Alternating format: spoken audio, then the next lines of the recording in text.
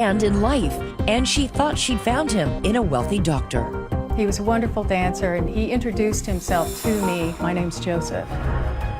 But somebody else wanted to cut in, this plastic surgeon. Hello, I'm Dr. Mike Dixon. 911, what's the emergency? 3 people trapped in what would become a dance of death. There's a bullet. I need somebody to hurry. There are police cars everywhere. There's crime scene tape all around. It was just absolute chaos. It was an in and out job, a hit to kill this person specifically. Tonight, only on 2020, the woman caught in the middle between 2 doctors. The kind of plot you'd expect from a soap opera. This is the oldest story in the book. This is vengeance. This is revenge. This is pride. A dangerous game of cat and mouse. Accused of hiring a hitman. There was some kind of a triangle thing going on. But who's the cat? No part of this is right. Who's the mouse? This is a huge whodunit. A case with no shortage of suspects, a list of ex-girlfriends, a peeping Tom in the backyard, and a con man with his own obsession. I'm kind of sassy smart. He had a big man crush on Mike. And tonight, with something he never said on the stand, he's talking only to 2020. Do you consider yourself a cold-blooded killer? Characters so villainous, even their own children turn on them. You've made yourself a monster, Dad. There are real sociopaths. Sometimes they sleep in your bed with you. Okay, game on. A last dance in Texas. Good evening, I'm Elizabeth Vargas. And I'm David Muir, right here tonight, an all-new interview with a convicted killer, speaking only to 2020. And on our cameras, telling the opposite of what he had earlier told police. It's all part of what threw that headline-making trial into chaos. A case you haven't heard the last of. It is gearing up for an appeal, the story of a couple taking a second chance on love. And the plastic surgeon who didn't want that to happen. An unexpected love triangle. But now there's a 4th person trying to break into their dance, whatever it takes. Here's Ryan Smith. On a lazy summer afternoon in Lubbock, Texas. 911, what's the emergency? A break-in in this neighborhood of stately homes. Somebody has broken a window in the back, and the doctor did not show up for work today. Prominent local physician Dr. Joseph Sonnier is found murdered. A landscaper finds his body. Oh no! God. Zach Johnson, a detective with the Lubbock Police, heads to the scene. This neighborhood had to be freaked out by this killer. They were very scared because this doesn't happen, especially to somebody that's so esteemed. Upon entering Sonnier's house, it's immediately clear to Detective Johnson that this isn't a robbery gone bad. There was artwork in the home. There were very expensive pieces of furniture. Nothing was taken. It was an in and out job. In the dining area, Johnson can see where the fatal blows were delivered. And that crime scene was very succinct. It wasn't spread out. You had the overturned chair, you had the glass on the floor, and you had the casings. So you knew that he was shot right here. Another clue stands out. A Gatorade bottle lies on the floor near the shell casings from the bullets. Police determine it's a crudely fashioned silencer. We were dealing with something that was a hit, of sorts, that somebody had come to this house and to kill this person specifically. But who? To me, it was just mind-boggling. Why is this man dead? He's a well-respected citizen in this community. Why is he dead? Sonnier's children are devastated and perplexed. 2 years earlier, their mother had been murdered, and now their father too. For Sonnier's oldest son, Dallas, it's a hauntingly familiar scenario. I knew how to plan a funeral. I knew how to scrub blood off the floor. I knew everything we had to do because I'd already done it once before. This just doesn't happen. The statistical likelihood that both parents would be murdered, separate occasions, is unfathomable. This all took place in Lubbock, Texas, nestled in the heart of ranching country, a broad and windswept terrain of cotton fields, cattle, and money. You can't see better sunsets and sunrises and thunderstorms and everything else coming in, but it's the people that drive it. There's no better people probably anywhere in the world. One of those people is the victim, Joseph Sonnier, a well-known doctor, successful businessman, and multi-millionaire. And as far as women in Lubbock are concerned, unquestionably a catch. He enjoys foreign travel, has a six-figure wine collection, and even makes his own perfume. He was a single man in his late 40s with disposable income and an empty house. Dallas remembers how his father fell apart when his mother walked out on him after 27 years of marriage for another man. She was the only person that he had ever been with and ever dated and ever fallen in love with. When they got divorced, it was a shock to him. Everything he'd worked for in his life evaporated in 1 second. His ex-wife Becky quickly remarried, and to the Sonnier family's horror, she was murdered by her new husband, who then killed himself. James Sonnier remembers how his father helped him and his brothers come to terms with their mother's murder. He came in after she was murdered, and he became like our guide about how to handle this tragedy. And the elder Sonnier was still in the process of rebuilding his own life. 48 years old and on the dating scene, Dr. Sonnier takes a chance. He went, I think on a lark, to a dance class, ballroom and salsa and swing. And through that dance community, he found his confidence again. And that's not all he finds. He started to meet beautiful single women, attractive women who were also, in his age range. So that's how he was able to start dating and again. He got the mojo back like that. So how did you feel about the women that he dated? The truth is, we liked most of them.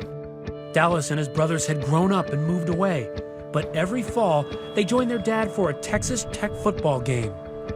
One year, Dr. Sonnier brings a date to their family tailgate. She's blonde, she's tall, she's gorgeous. She is Rochelle Shatina, single mother of 4 boys who Sonnier meets at a ballroom dance class. It's the first date, and he's bringing you around his family, that's nerve-wracking for some people. I mean, it was the first date. It really wasn't a big deal to me. I certainly wasn't nervous about it. She knew how to handle herself in a social situation around his sons. We're tough critics, and we gave her a thumbs up. Like Sonnier, Rochelle is divorced and has grown children. They begin dating, and when things start to get serious, he takes her to visit his grandchildren in Los Angeles. Where's your head? We had a great time. She came over to the house. We played with my kids. It couldn't have gone better. She's a smart girl, aren't you? While Sonnier is enjoying dating Rochelle, Dallas says his father's feelings do not run to marriage. In your mind, he was never going to put a ring on it. That's right. But Rochelle may want more than casual dating. According to Sonnier's family, she repeatedly tells him how much she wants to get married. It was constant pressure at every step of the way following the LA trip. That's not true. What I was looking for was a committed relationship with a good person, and that was it. A couple of months after the LA trip, Dr. Sonnier tells his son that he and Rochelle were going to Paris. It was a birthday gift for my 50th birthday. I was just over the moon. It was really a dream come true. Joseph and Rochelle's romantic getaway includes a trip to the Pont des Arts, a bridge across the Seine River in Paris, famous for so-called love locks that line the bridge by the thousands. We bought a lock, and Joseph wrote his name on it, and I wrote my name on it, and you throw the key into the Seine River, and that locks in the moment forever. But for Rochelle and Joseph, forever would only be a matter of weeks. On a sweltering Wednesday in July, Rochelle learns that the love of her life has been murdered.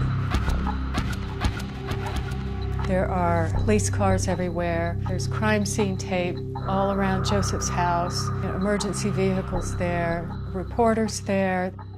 It was just absolute chaos. Cutting through the chaos and confusion, Detective Zach Johnson zeroed in on Sonnier's girlfriend, Rochelle Shatina. You always have to consider people the closest, because 90% of the time, it's going to be the people that are closest to our victims that commit the crime against them.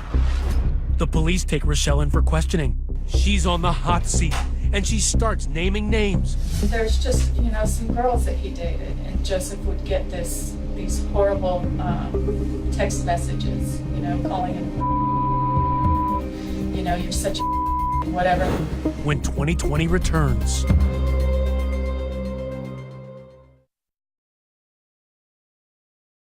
"2020 continues with a last dance in Texas."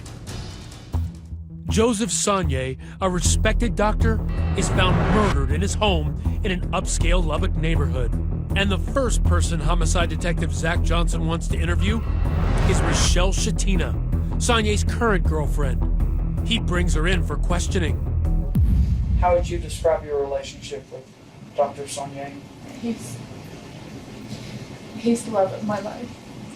Meeting with Rochelle that very first time, I don't know a lot about her. There were a couple of things that were mentioned by her that struck me as odd. Rochelle tells Detective Johnson that in the months leading up to the murder, she feels like someone was watching her, following her to the gym.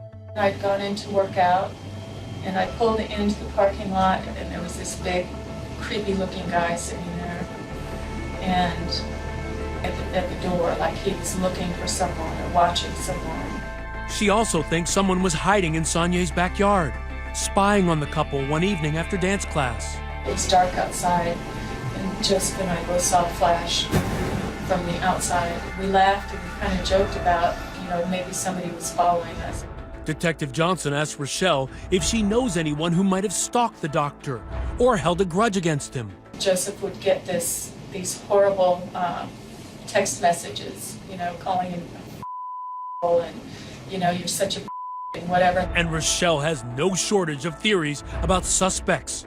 She rattles off a list of Sonnier's ex-girlfriends. She also remembers a letter she received from a mysterious woman named Tina. And that she met Joseph on the internet, and that they had sex for money, basically. And he said, this is obviously someone trying to drive a wedge in between us. Police are intrigued by the idea of a love rival, but instead of focusing on Sonnier's dating history, he asks Rochelle about her past lovers. One name is on the tip of her tongue. It's Dr. Thomas Michael Dixon. He's a plastic surgeon in Amarillo. Dr. Mike Dixon. Hello, I'm Dr. Mike Dixon. If you're considering plastic surgery... Well known, he's divorced, wealthy, and used to date Rochelle. He had a med spa in Amarillo, and I went there to get Botox injections. What attracted you to him? He was funny, he was very witty, and he was enjoyable. It was, if it can be enjoyable to have somebody put needles in your face, I guess that's about as enjoyable as it could be. Rochelle and Dr. Dixon had dated for a year and a half before they broke up, and she started seeing Dr. Sonnier. Did he know about your current relationship? He knew that I was dating Joseph. He called him by name in a series of text messages, trying to get me to go out with him and to meet him for coffee. Rochelle says she rejected his advances, but he was persistent. So he wanted you to see him on the side, basically. He wanted me to come back to him. I told him no. But is Dixon the kind of man to take no for an answer? Johnson wants to find out. So he drives 2 hours to Amarillo for a face-to-face conversation with Rochelle's ex that the detective secretly records. Dr. Dixon, I'm Detective Johnson with the Lubbock Police Department. We've got a case down in Lubbock, and I'm needing to talk to you about it. I told him it was Rochelle's boyfriend. And his first thing was, I don't know anything about him. I don't know anything about him. I haven't talked to her in months and months. And I was like, okay, well, that's a little odd because in our interview with Rochelle, she told us that he knew about the relationship. I'll be honest with you, I love that woman. I really did. He was obsessed with Rochelle. He's having a lot of problems getting over this breakup. He just couldn't seem to let her go.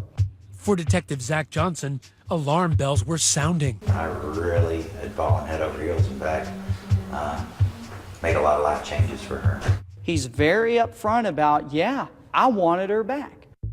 Dixon recalls how their relationship ended when he failed to propose to Rochelle on her birthday and instead gave her a subscription to a Tea of the Month club. And she went ballistic and said, well, it's not a big rock. And I said, no, it's not. Like a wedding ring. It wasn't about the fact that it was tea. Tea is lovely. I don't happen to drink it. He was not present in any emotionally supportive aspect of my world. But despite Rochelle's unhappiness with him, Dixon says they kept in contact after their breakup. She was like, hey, you want to put this back together? And I was like, yeah, I did.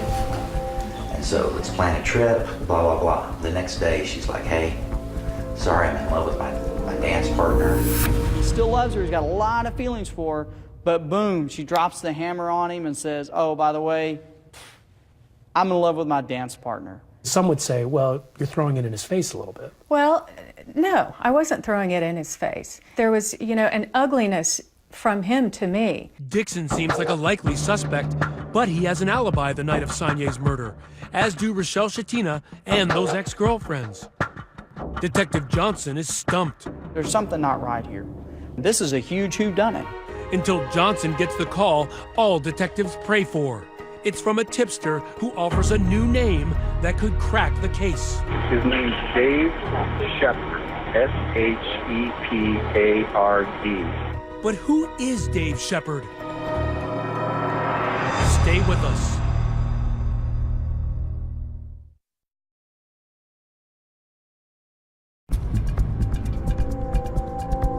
Homicide detective Zach Johnson is desperately trying to unravel a tangled web. But he has no viable suspects in the murder of Dr. Joseph Sonnier until he gets a phone call. What was it that broke this case wide open for you? When Paul Reynolds called the police department. My name's Paul Reynolds, and we think we got a crime that happened down there in Lubbock. It's a homicide. Who is Paul Reynolds? Believe it or not, there are good people in the world, and Paul Reynolds is one of them. Reynolds is a registered nurse, down on his luck when a childhood friend named Dave Shepard offers to let him crash on his couch. He offers to tell police everything he knows. He kind of started in with just weird talk. According to Reynolds, Shepard starts acting strangely, telling wild, violent stories of killing a man in Lubbock. Incredulous, Reynolds Googles the information only to discover that the murder is real. And then these stories started to come out.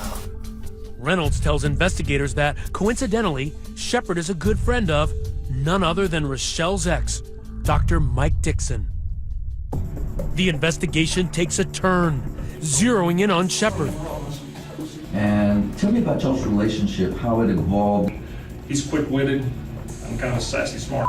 Shepard tells investigators he and Dixon bonded over cigars and martinis at local hangouts in Amarillo, commiserating over their ex-wives. Smoking cigars is a very sociable thing, and we just connected and hooked up.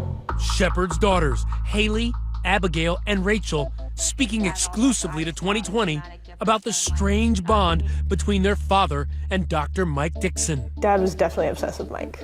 Really? He had a big man crush on Mike. It was an unlikely bromance.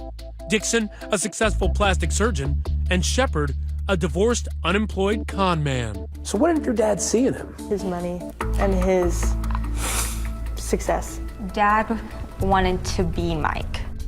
Shepard may have been obsessed with Dixon, but Dixon was obsessed with someone else, Rochelle Shatina. He left his wife for her. She broke up his marriage, and he just wanted to, I guess, pay back. David Shepard does come in and tells us exactly what happened. So he tells you everything. This whole thing was like this stair step, and it started at the very bottom of these stairs as being a prank. Shepard tells police that it all began harmlessly enough, trying to tarnish Dr. Sonnier's reputation in the hope that Rochelle would break up with him and run back to the arms of Dixon. What were some of the things they came up with? They were gonna get this porn subscription. Go to an adult bookstore and buy the most obscene, nastiest man-boy love association book he could and buy him a subscription and send it to his office. Because I said, that's a gift that'll keep giving. They were thinking that was gonna ruin his reputation. As the months go by and Rochelle is still dating Sonnier, Dixon becomes desperate. He said, we have to follow him, have to figure out where he's at. He goes, hey, what are you doing? Let's take a little trip to Lubbock. They drive the 120-mile stretch of highway between Amarillo and Lubbock. And next thing I know, he tells me that Rochelle and Dr. Sonnier take these dance classes. And he showed me where the dance class was, where to go. Shepard spends months in Lubbock watching the lovers. Turns out it was Shepard who scares Rochelle in the early morning hours when he's staking out her gym. And it's Shepard who, in a brazen move, breaks into Sonnier's backyard and takes this accidental selfie. The flash alerting Rochelle and Sonnier inside. It looked like a camera flash, and we kind of shrugged our shoulders and said, that was weird. Shepard fails to dig up dirt on Sonnier, so Dixon grows impatient. Was there a specific act that he was wanting done? Was that what y'all were discussing? Yes. What was that? He wanted him hurt, and then it gradually developed into having him killed. After hours of interrogation, an exhausted Shepard gives police a blow-by-blow of what happened that night. A full confession. July 10th, 2012 is the last night Shepard will stalk his prey. He breaks into Sonnier's backyard, armed with a gun and a knife, and lies in wait. Sonnier comes home, makes himself a drink after a long day at work. Suddenly, Shepard is at the back window. Pull the gun out of the bag with the Gatorade on it. I point the weapon with the bottle at him. Shepard pushes through the window and fires, emptying his gun into Sonnier. The doctor somehow finds enough strength to stumble out of the room to get away. But Shepard is in pursuit and finds him in the garage, where he stabs him 11 times. He's laying on the floor, not moving, not breathing, nothing. I check his pulse in his neck. He's dead. District Attorney Matt Powell offers Shepard a deal. Rat out his good friend, Dr. Mike Dixon, in exchange for a life sentence instead of a death sentence. He's a murderer, he's a liar, he's a thief, he's an embezzler, he's lots of things. As far as his role in this, I think he was a pawn for Mike Dixon. But who will the jury believe? A respected plastic surgeon or a convicted con man? When 2020 returns.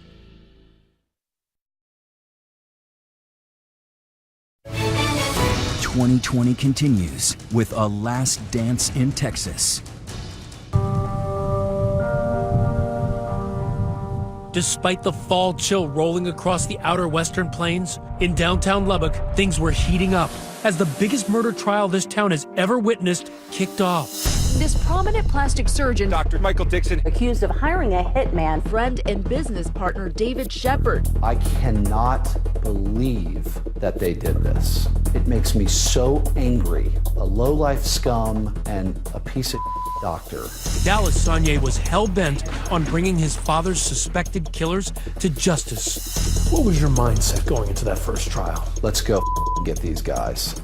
The man tasked with putting Dr. Mike Dixon away, a hard-charging Texas district attorney named Matt Powell.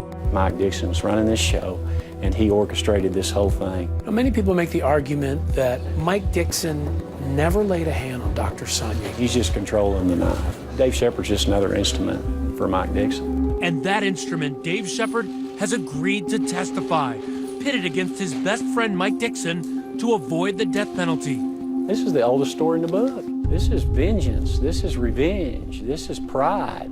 The motive? In courtroom 72 of the Lubbock County Courthouse, the prosecution paints a picture for the jury of Dixon as an obsessed, calculating puppet master. He either wanted her to suffer or he wanted her back. And only he knows what the true answer to that question is. But Dr. Sonnier was in the way. The pillars of Powell's case, police find the gun Shepard used at the bottom of a lake conveniently located behind Dixon's office and discover it's registered to Dixon's brother. And they also find surveillance videos from the day after the murder. That's Shepard in the plaid shirt, Dixon in blue, the two hanging out, thick as thieves. But Shepard is struggling with the knowledge that he killed a man. Was there any discussion about when the police went over there and spoke to him? He was nervous, so I had to get out of town. But he didn't. Instead, Shepard attempts suicide. He slits his wrists. When he fails, who does he call for help? His buddy Mike. Here they are. That's Shepard towering over Dixon as they head into the doctor's office to stitch Shepard up. So he sews your hand up, and does he discuss anything with you in reference to Sonia? Told me to keep my cool. Prosecutors also have a myriad of incriminating text messages between Shepard and Dixon, as Shepard stalks Sonia for months. Messages from Dixon ordering Shepard, "You have to stay close. Watch him in the AM. Go get him. And put it on him." Finally, what's the price for murder between friends? Police say Dixon paid Shepard for the hit in the form of a box of Cuban cigars and 3 silver bars. Bars that turned up at this pawn shop in Amarillo. 1 before the murder, 2 the day after the murder, sold by none other than Dave Shepard. In terms of demeanor, he didn't strike you one way or the other, it sounds like? Not at all. A couple days later, he's on the front page of the paper. I was blown away. But Dixon's lawyers have an explanation for all of this. First, the gun used. They say Shepard stole it from Dixon's home. Defense attorney Frank Sellers shows me where. They came in here, they're picking out a cigar to smoke, and Shepard opens this drawer here, and it's a gun. So that's how Shepard knew a gun was in that drawer? Exactly. And the silver bars? The defense says they were for a business investment, not a murder for hire. They say Dixon only wanted Shepard to try to take photographs of Sonia out with other women, to show Rochelle Sonia wasn't all he was cracked up to be. In the days before they leave for Paris, he says, "It's gotta happen tomorrow because the trip is imminent." It almost sounds like somebody's trying to say attack or hurt somebody imminently. We believe it was an attempt to make the trip uncomfortable. Get the photographs. And they say this was all because Dixon was upset. He believed Rochelle was throwing her new relationship in his face. Rochelle was posting on Facebook all the time how Dr. Sonia was 10 times the man that Mike Dixon would ever be, and he wanted to show Rochelle that she was wrong. So from your perspective, it wasn't about Rochelle Shatina, it was about Mike Dixon and his ego. Right, if he was obsessed with her, he'd have been following her. Were you in any way trying to flaunt your relationship? He was blocked from my Facebook page. So was I flaunting anything? No. Dixon's attorneys say Dave Shepard simply went rogue when he killed Sonia. Do you at least admit that he planted the seed by even discussing this relationship? Planted the seed for a murder? No, absolutely not. Mike is morally responsible for David Shepard being down here, but not for the purpose of killing Dr. Sonia. Mike Dixon never wanted that to happen. I asked him, "You sure you want to do this, Mike?" I said, "Have you ever, when you kill somebody, that'll affect you for the rest of your life. You'll have nightmares, it'll bother you." And he goes, "Doesn't bother me." And when it was time for the trigger man to testify against his best buddy in open court, the Sonia family was sitting front and center. He had a chance to get up there, confirm his story, point to that guy as the person who paid him to kill my dad, and end it all. But the bromance is still on. Shepard is about to change his whole story to save Mike Dixon's skin. Did Mike Dixon ever ask you to kill Dr. Joseph Sonia? See what happens next.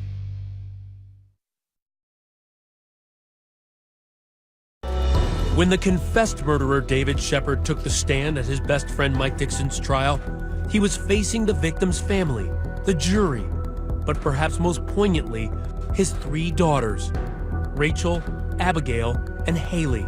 And they are not here to defend their father. You were in that courtroom to get closure. We were there more in support of the Sonia family. Right. Yes. Our heart was broken for them. Shepard's daughters saying their father is a murderer. And do you think that Mike Dixon paid your father to kill Dr. Sonia? Yes. Yes. But on the stand, a shocking twist nobody saw coming. Shepard himself has basically denied all of his previous testimony. The man whose confession was expected to put Mike Dixon away changes his story, letting his friend completely off the hook while leaving a veteran prosecutor blindsided. You begin to question him. What happens? Well, he completely digressed from what his statement was to law enforcement and the fact that Mike Dixon didn't have any involvement in this deal. What's going through your mind? Okay, game on. In that moment, I've never hated anyone more than I've hated him in my entire life. If Shepard flip-flopped on the stand in hopes of freeing his friend, it works. The case ends in mistrial. The only reason for the hung jury was David Shepard's testimony. It was cowardly. He has a chance to make it right, and he completely ruined it. Why do you think he did that? He was trying to help out his buddy. Back in jail, his daughters confront him. It's a rare and raw look at a fractured family. But Daddy, you didn't tell the truth. I did. You didn't say anything. You just kept saying that you wouldn't tell them. But I did. But why didn't you tell? No, you didn't, Dad. You said, I plead the fifth. I'm not going to answer that. No part of this is right. None of it will ever be right. There's nothing I could do. No matter what you do. They think I'm some kind of a monster. You've made yourself a monster, Dad. I mean, and you were literally breaking down in tears. It was frustrating. I felt like I was scolding a child. Like, I just want you to answer my question, and then you can go back to timeout. Shepard is now in a permanent timeout, a life sentence at this maximum security prison in West Texas for the murder of Dr. Joseph Sonnier. And since his courtroom flip-flopped, he is sticking to what he said on the stand. Your daughters told us that they were so upset that this was your chance to get up there and to tell the truth, and that in their mind you lied. Yes. How does that make you feel? Pretty bad. They know me. They should know when I'm telling the truth and when I'm not. And I was telling the truth on the stand. Unlike the story Shepard told police of a cold-blooded hit on Sonnier. Pull the gun out of the bag with the Gatorade on it. I point the weapon with the bottle at him. He says the truth is, neither he nor Dixon ever intended for Sonnier to die. It was all a tragic accident. Did Mike Dixon ever ask you to kill Dr. No, Joseph? Absolutely not. Absolutely not. But remember, he confessed to police that Dixon wanted him to kill Sonnier. He wanted him hurt, and then it gradually developed into having him killed. When the police interrogated you, you said that Mike Dixon was a part of this. Right. Why did you tell them that? I embellished. I felt that's what I had to do. Shepard claims he told a tall tale to save his own life. So in your mind, you made up the story that Mike Dixon was involved to get the death penalty off the table. Yeah. The real story, according to Shepard, is that Mike Dixon wanted him to keep tabs on his ex-girlfriend Rochelle and her new boyfriend. So he asked Shepard to follow them and take pictures. Why'd you help him with this? Seems kind of silly. Looking back, I didn't want to offend anybody. Don't want to hurt anybody, and I sometimes have a hard time saying no, I guess. There were all these text messages that Mike Dixon was sending to you. Go get him, whip and spur. So those text messages were referring to? I would assume staying on target so you can get a picture of him with another girl besides Rochelle. And on that muggy summer night in July, Shepard and Sonnier finally come face to face in Sonnier's backyard. And police say Shepard is armed with that gun, the homemade silencer, and a knife. So what happened that night? I'm in his backyard. He knocks on the window, and I waved up, and walked to it. I said, I'm showing you some stuff. He goes, ah, and I lift stuff up, and then the world went. Things got out of hand. Unintentionally, gun fired. I'm leaning in to see if he's okay. I fall in the window, and then he's getting up and going around. I'm running around to see what's going on. I said, Dr. Sonnier, are you all right? I don't hear anything. Go in the garage. He's laying prone. I hear his last breath. I reach down. There's no pulse. In a bizarre and misguided attempt to cover up the accidental shooting, he plunges his knife into Sonnier's lifeless body. Did you stab him? I did stab him a couple of times. I can't reconcile the number that the prosecution says. 11, I think they've said. I had Dr. Sonnier's phone in my hand, and I considered dialing 911 just to call the authorities, and I didn't. And I put it back in, mutilated his bodily remains, and tried to cover it, make it look like something else. Do you consider yourself a cold-blooded killer? No, absolutely not. An idiot, you know, careless. I mean, but no. After the murder, Shepard says he drove to Dixon's house back in Amarillo to tell him in person what happened. Well, I said, Mike, things didn't go like I hoped. He goes, what are you talking about? And then I broke the news to him. And he's like, so are you telling me? I said, yeah. And he goes, well, we'll just have to see what happens. Less than 24 hours later, the police were at Dr. Mike Dixon's door. Dr. Dixon, I'm Detective Johnson with the Lubbock Police Department. But why wouldn't he have shared all that with police, who were then coming by his house? He didn't even mention your name. My speculation is that he didn't know what to do, and he's like, okay, let's not bring Dave in, because then we're like throwing Dave under the bus. Plus, it looks bad for him. And I was trying to get pictures about this guy that was dating his former girlfriend. I didn't mean to kill Dr. Sonnier. I have nothing against Dr. Sonnier or his family or Rochelle Sativa. I have nothing against any of them. I really don't. What would you say to them right now if they were watching? I tell them that I'm very sorry. I took your loved one. Despite Shepard's second story, the prosecution is undeterred. And a year after the mistrial, Mike Dixon faces a retrial. Amarillo Dr. Michael Dixon is back on trial. And this time around, Matt Powell has a new witness. The number one most important thing from this second trial was the unbelievably courageous testimony of Haley Shepard. Next, Dave Shepard's own daughter Haley takes the stand. And what she recalls about a simple steak dinner will stick a fork in this case once and for all. What did you say on the stand?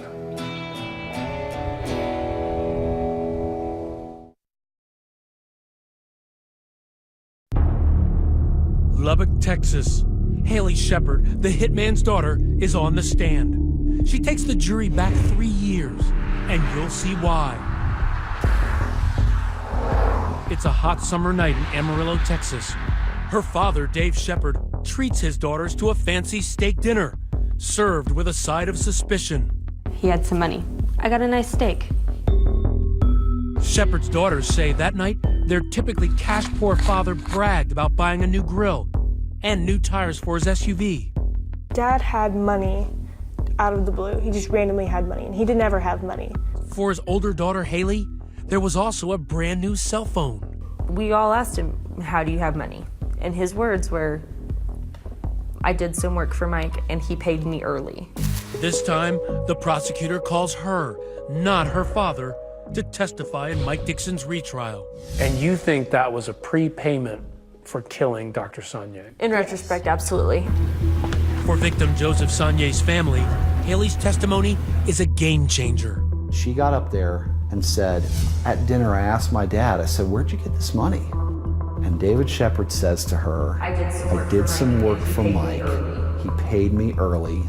Don't ask what I did for him. Game over. It takes a new jury only 3 hours to deliberate. And my hand was shaking like this because I knew we got a guilty verdict. I knew it, I knew it, I knew it. And he's right. The verdict is in. Unanimous verdict. Guilty on 2 charges. Mike Dixon is convicted on 2 counts of capital murder.